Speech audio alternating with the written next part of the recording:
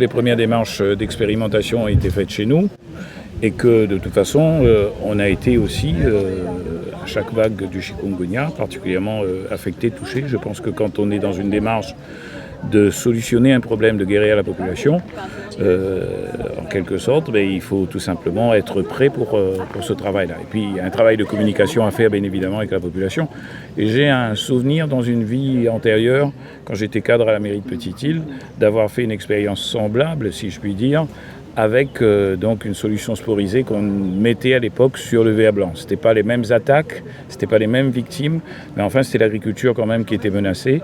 Et aujourd'hui, donc c'est à un autre niveau, à un autre stade, et ça confère, je dirais, tout simplement une démarche importante dans le domaine sanitaire à entreprendre. Et aujourd'hui, le moustique et le chikungunya notamment ne s'attaquent plus seulement à la Réunion, mais sur le continent et notamment en France et en d'autres endroits. Donc c'est vraiment une cause sanitaire globale qu'il faut appréhender et prendre véritablement à bras-le-corps. Et je crois qu'aujourd'hui, on l'a fait. Les représentants notamment de l'IAD nous ont alertés sur l'année dernière sur un risque épidémiologique qui pouvait se produire cette année et l'année d'après. Donc moi, je n'ai pas de leçons à donner à l'ARS, etc. Mais je pense qu'à un certain moment, quand des gens nous alertent, c'est important de prendre en considération. Et ces phénomènes-là, aujourd'hui, on voit que les gens y oublient vite.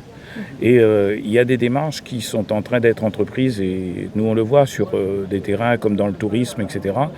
On est sur une route des cyclones à la Réunion, on est sur une route des crises, on est sur une route de certains fléaux comme ceux du chic par exemple. Il ne s'agit pas d'aller faire peur aux gens demain, mais de leur dire tout simplement qu'on s'adapte, mais surtout on prend des dispositions pour pouvoir justement régler les problèmes.